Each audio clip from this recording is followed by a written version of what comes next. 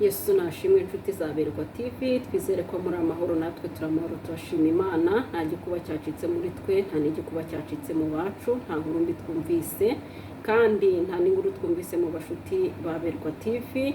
Kandi nkunda kuvuga ngo nawe bitameze neza mukomere, kuko ntabwo twabibaza ngo uragira ute, nibwo bumana bwayo niyo ifite urufunguzo rw'ubuzima bwacu, bishobora kwanga ariko ejo bukemera. Nimukomere n'ukuri, iby'Imana idushakira ni ibyiza, ntabwo ari ibibi. Ndabashuje rero mu izina rya Yesu Kristo nk'uko bisanzwe, inshuti zose za Berwa TV, aho muri mu bice bitandukanye, mu bihugu bitandukanye, mwiyumve mikaze kuri Berwa TV. Nk'uko bisanzwe rero turi kumwe na Mama Berwa kuri Berwa TV. Tuje mu mwanya w'ijambo ry'Imana, tuje mu mwanya wo gusenga, tuje mu mwanya wo kwinginga. Ubwo tuje mu mwanya wo gusenga rero no mu ijambo ry'Imana, reka tubanze twiragize Imana. Niyo ishoboye byose kandi niyo idushoboza, twebwe nta na kimwe twakwifasha. Mana, mu izina rya Yesu Kristo turagushimye nyakubahwa Imana y'amahoro, duciriye bugufi imbere yawe.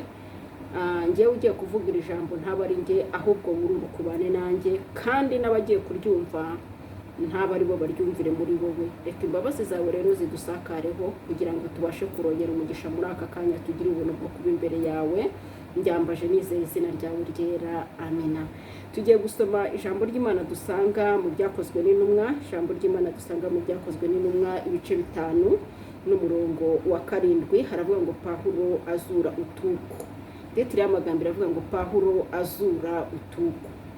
Ngo ku wa mbere w'iminsi 7 duteranira kumanyagura imitsima. Pawulo arabaganiriza ashaka kuvayo mu gitondo. Akomeza amagambo ageza mu gicuku, kandi hariho amatabaza menshi mu cyumba cyo hejuru. Aho twari duteraniye, umusore witwaga Utuku yari yicaye mu idirishya arasinzira cyane. Nuko Pawulo akomeza kuganira amagambo menshi, biratinda. Utuku arahunyiza ava mu cyumba cyo hejuru, aragwa, basanga amaze gupfa, baramuterura. Pawulo aramanuka, amwubama hejuru, aramuhobera ati mwiboroga, kuko ubugingo bwe bumurimo. Amaze gusubira muri icyo cyumba cyo hejuru, amanyura umutsima aryaho. Akomeza kubaganiriza byinshi kugeza mu museso, maze aragenda. Bazana uwo muhungu ari muzima, birabanezeza cyane. Mwakire neza ijambo ry'Imana. Tugiye kuganira ku magambo y'Imana y'umuntu bita Utuku. Utuku Pawulo yari arimo ahugura, aganiriza abantu. Baratubwiye ngo Pawulo yari ari mu cyumba cyo hejuru, hari mu gihe cy'iminsi 7 yo kumanyagura imitsima. Barimo kumanyagura imitsima rero, Pawulo arimo aganirira abantu, aganirira ubwoko bw'Imana, arimo ababwira ineza y'Imana. Batubwiye amagambo meza ngo kandi muri icyo cyumba cyo hejuru hose hari hateretse ikintu bita amatabaza. Bivuze ngo hari urumuri, hari umucyo, hari umunezero w'Imana. Ariko nubwo hari presence y'Imana, cyangwa se hari icyubahiro cy'Imana, umuntu bita Utuku ntago yari abyitayeho. Ngo Utuku we yicara mu idirishya. Amaze kwicara ngo mu idirishya, Pawulo we akomeza aganiriza ubwoko bw'Imana. Utuku ari mu idirishya, akajya akurikira ibyo mu rusengero, agakurikira n'ibyo hanze. Utuku aza gufatwa yikubita hasi, ngarangije agera hasi arahwera, arapfa. Ngo baramanuka bajya kureba uyu Utuku. Bagiye kureba Utuku basanga yapfuye. Ariko Pawulo amwubarara hejuru, Utuku arazuka. Iri jambo rishatse kuvuga iki mu buryo bw'umwuka? Ngo rishatse kuvuga ko tutagomba gukurikira ibintu bibiri. Bijya bimbabaza cyane kubona umukristo wakijijwe ariko agikunze no hanze. Ugasanga umuntu yarakijijwe, ugasanga umuntu yakiriye Yesu nk'umwami n'umukiza, ugasanga umuntu ni umurokore ku cyumweru arajya gusenga ariko yavuye agahitira n'aho reyo yakiniye, arajya gusenga yavuye agahitira mu mafilime, ntabwo afite umwanya wo gusura abarwayi, ntabwo afite umwanya wo kuvuga ubutumwa bwiza, ntabwo afite umwanya wo kuvuga ijambo ry'Imana. Mu yandi magambo uyu Tuku nubwo yari ari ahantu heza, nubwo yari ari muri presence, ariko yari ahari adahari, nubwo yari ari kumwe n'abandi, Tuku we yari ahari adahari, yari akunze iby'ijuru, mu yandi magambo agakunda n'iby'isi. Ariko ngo amaze kwikubita hasi, Pawulo arururuka arababwira ngo nimuhumure, ubugingo bw'uyu musore cyangwa se ubugingo bw'uyu muhungu buracyari buzima, nta kintu na kimwe bwigeze buba, buracyari buzima. Ngamwubarara hejuru aramusengera, ngamaze kumusengera bisubirira hejuru, arongera amanyagura imitsima ararya, akomeza no kwigisha ijambo ry'Imana, akomeza guhugura abantu b'Imana. Ngo agize mu gihe cyo kugira ngo agende, ngo bazana wa muhungu, haleluya haleluya, ngo bazana wa muhungu, baranezerwa cyane yuko Tuku agarutse mu nzu y'Imana, yuko Tuku azutse, yuko Tuku avuye mu by'isi, yuko Tuku avuye inyuma yarari ahantu habi. Baranezerwa cyane, mu yandi magambo bishatse kuvuga iki? Bishimiye yuko yongeye kumva ubutumwa bwiza. Muri iyi minsi abantu duteye nabi, umuntu aragwa. Uyu Tuku mu buryo bw'umwuka ntago ari ukugwa cyangwa gupfa mu buryo bw'umubiri, yawe Tuku yari yapfuye mu buryo bw'umwuka, Tuku yari yarahwereye mu buryo bw'umwuka, yari ari kumwe n'abatari ko atarimo, mu yandi magambo yari intumbi, yari ari muri bo ariko atashyushye kandi atanakonje, yari akazuyaze kandi ijambo ry'Imana avuga ngo ndakuruka. Uyu Tuku rero Imana imaze kumureba, imaze kumuruka, ariko Pawulo agira ishyaka aravuga ngo ntabwo uwacu agomba kugenda uku. Aragenda yegera Tuku, amumaraho umwanya, aramwigisha, aramubwira ati ya Tuku ntago bikwiriye kuba uri muri ubu buzima, hinduka ukurikira Imana. Aramwigisha cyane. Tuku atinda kugaruka, atinda kubyiyumvamo, kuko yari yarawera agatekereza ngo ese ndajya mu rusengero ndeke n'imipira, ese ndajya mu rusengero ndeke n'akabari, ese ndajya mu rusengero ndeke buwate. Pawulo aramwigisha, amubwira uburyohe bwo kuba mu nzu y'Imana. Uyu Tuku bamusiga hasi, baramureka bakomeza ibyabo. Tuku yitekerezaho, bajya kumuzana. Tuku aravuga ati noneho nemeye kuba umwe namwe, nemeye gukurikira Imana ntakebakeba, nemeye gukurikira Imana nsize byose, nemeye gukurikira Imana ndetse byose.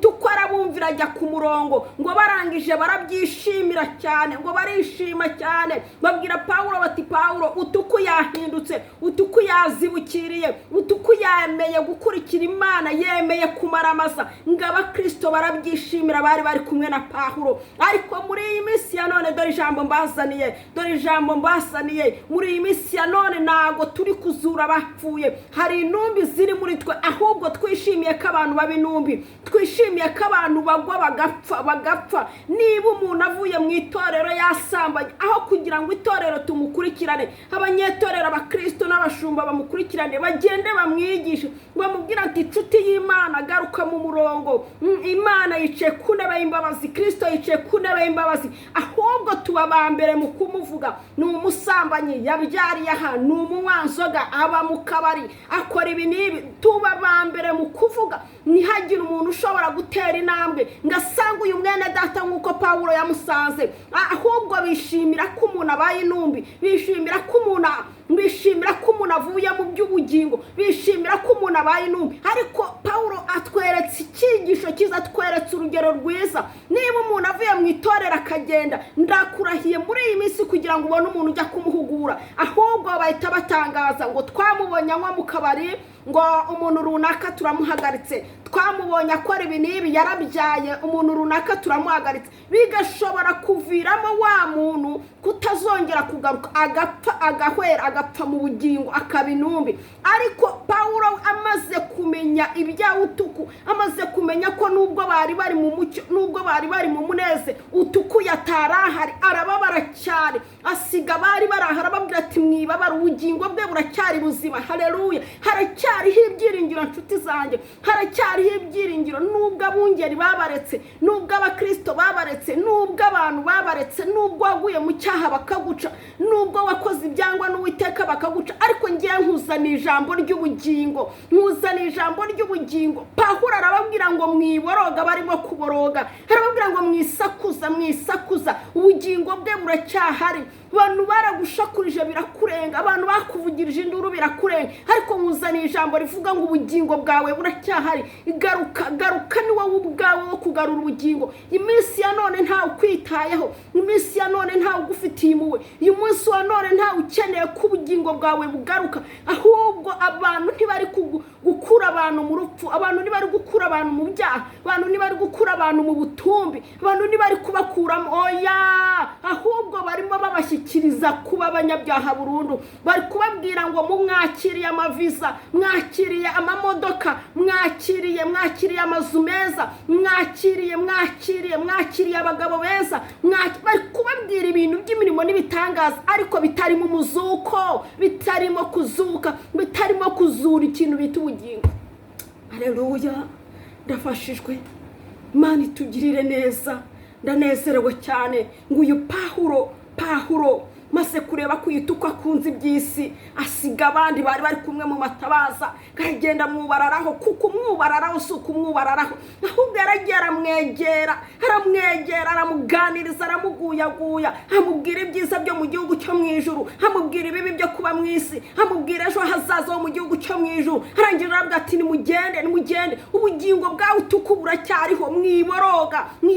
Nambira n'aba bakristo bakera baraborogaga, bakavuga bati uwacu arapfuye, uwacu aragiye, uwacu nambira n'aba, ariko abubu turakuvuga turakuvuga uko wariye, turakuvuga aho waciye, turaza kukurega.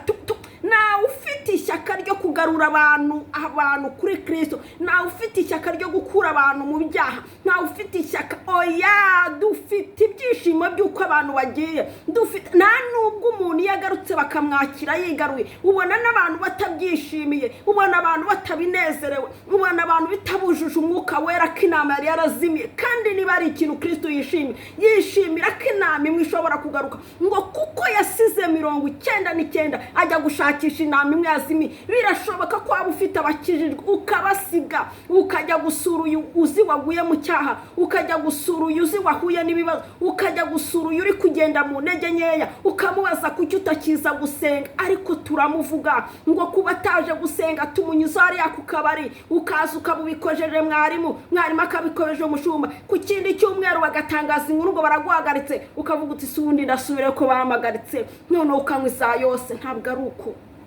ari uko dukwiriye gukora. Uyu Pawulo aramusura, uyu Pawulo aramanuka n'ingoga, arasanga utuku yari yisimbukiye yigiriye mu bye, aramugarura, aramwigisha. Uyu utuku aragaruka, ngo barangije agiye gusoza, utuku aragaruka, maze kugaruka ngo barabyishimira. Aba bari kumwe na Pawulo ari guhugura, ngo barabyishimira, bishimira ko tukwazutse, bishimira ko tukwavuye mu byaha, bishimira kavuye mu busambanyi, bishimira kavuye mu bwibone, bishimira kavuye mu bujura, bishimira kavuye mu manyanga, bishimira kavuye mu matiku. Ariko ubu ahubwo bishimira ko umuntu aguye. Ntacyo uri gukizwa niba utari kwishimira ko abantu bavuye mu byaha, nta n'icyo ishumba niba utari gushaka inama yagiye, nta n'icyo uri gukora niba utari gushakisha yazimiye, kuko Kristo yaravuze ngo nazanywe n'abarwayi sinazanywe n'abazima. None n'abazima twari dufite bari kurwara ntitubarwaze, bari kurwara ntitubavure, bari kurwara ntitubiteho. Nabo twari dufite, niba tunaniwe gushaka izazimiye, izitari zigeze ziyagera, nizo dufite ntabwo turi kuziguyaguya. Imana itugirire neza kandi twishimire.